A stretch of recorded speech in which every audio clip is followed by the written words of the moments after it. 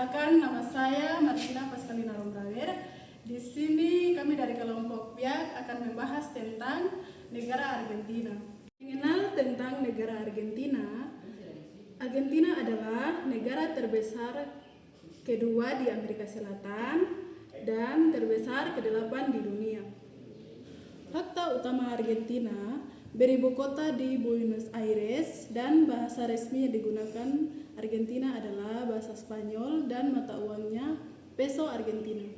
Negara Argentina terletak di kawasan Kerut Selatan dan benua Amerika. Negara ini berbatasan langsung dengan Chili di barat, serta Bolivia dan Paraguay di utara, serta Brasil dan Uruguay di timur. Selanjutnya, masalah dan isu-isu yang ada di Argentina akan dibahas oleh teman-teman saya. Halo teman-teman, perkenalkan nama saya Ida Clarice Wamaye. Di sini saya akan membahas tentang masalah ekonomi dan kemiskinan di Argentina. Krisis struktural dan transformasi ekonomi Argentina. Akar masalah struktural, hiperinflasi kronis, diwarisi dari pemerintahan sebelumnya. Inflasi tahunan mencapai 211% pada akhir 2023. Penyebab masalah utama adalah pencetak uang tanpa dasar oleh Bank Sentral untuk menutupi definisi fiskal negara. Hutang luar negeri menumpuk. Argentina memiliki hutang besar kepada IMF dan pasar obligasi global. Cadangan devisa sangat tipis. Sering negatif secara bersih, membuat negara rentan terhadap default gagal bayar. Ketidakpastian kebijakan, siklus panjang populisme ekonomi, subsidi berlebihan, kontrol harga, proteksionisme telah merusak produktivitas industri dan kepercayaan investor. Dampak sosial lonjakan kemiskinan, angka kemiskinan rekor akibat guncangan ekonomi dan devaluasi mata uang. Tingkat kemiskinan melonjak drastis menjadi 52,9%, kurang 57% pada pertengahan 2024. Ini berarti lebih dari setengah populasi hidup di bawah garis kemiskinan. Fenomena kemiskinan pekerja, working poverty.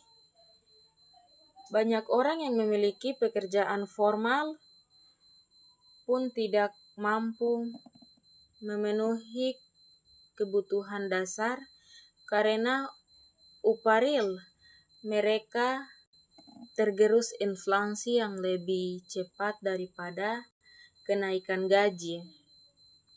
Krisis daya beli, harga bahan pokok, energi dan transportasi naik ratusan persen setelah subsidi dicabut, menghantamkan kelas menengah dan bawah paling keras.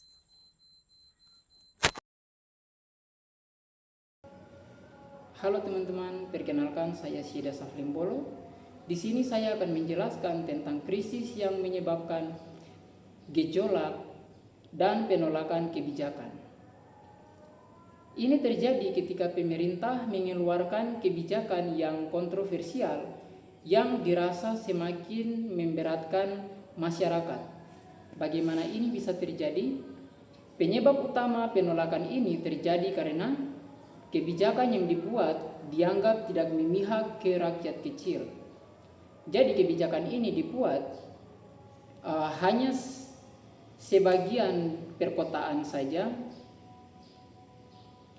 tapi daerah pelosok atau perkampungan pedesaan itu tidak memiliki kebijakan-kebijakan yang dianggap memihak secara keseluruhan. Ditambah lagi komunikasi publik yang sangat buruk dari pemerintah Dalam arti komunikasi itu sangat tidak transparansi dan tidak ada kejelasan dengan pasti agar diketahui oleh banyak masyarakat.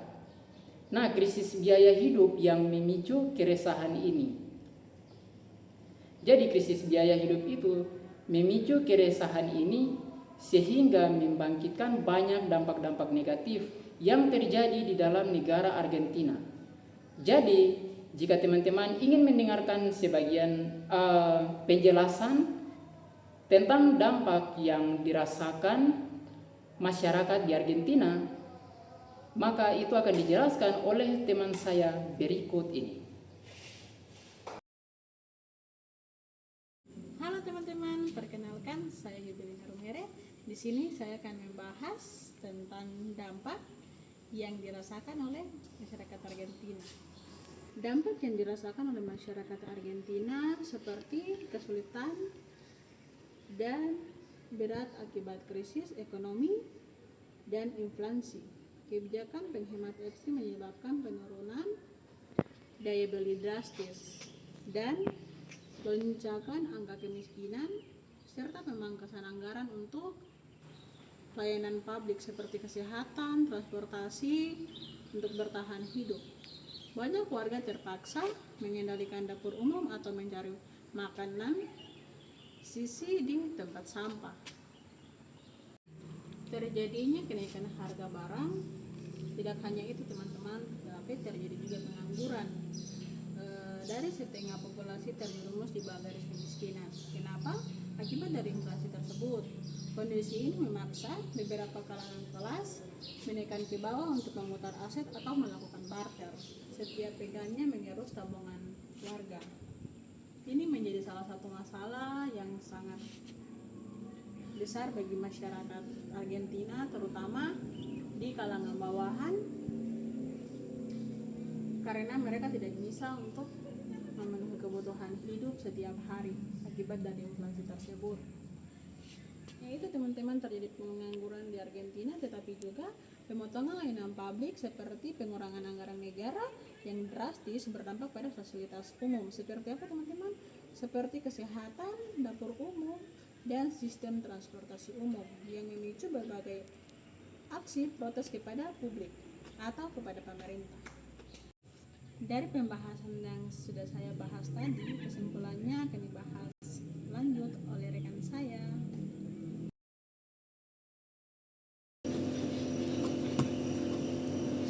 Baik, perkenalkan nama saya Corinus Roy Fonotaba. Saya akan membahas tentang kesimpulan dan penutupnya. Argentina sedang menjalani eksperimen ekonomi paling radikal dalam sejarah modernnya. Secara makroekonomi, kebijakan penghematan ketat berhasil menjinakkan inflasi, menurunkan angka kemiskinan dari puncaknya, dan mengembalikan kepercayaan pasar internasional. Namun, stabilitas ini dibayar mahal oleh penurunan daya beli real masyarakat kelas menengah ke bawah serta meningkatnya pekerjaan informal. Penutup, tantangan terbesar Argentina di sisa tahun 2026 ini bukan lagi sekedar membenahi angka di atas kertas, melainkan bagaimana pemerintah mampu menjaga perdamaian sosial di tengah protes yang meluas, serta membuktikan bahwa pertumbuhan ekonomi baru ini dapat segera dirasakan manfaatnya di meja makan setiap keluarga di Argentina.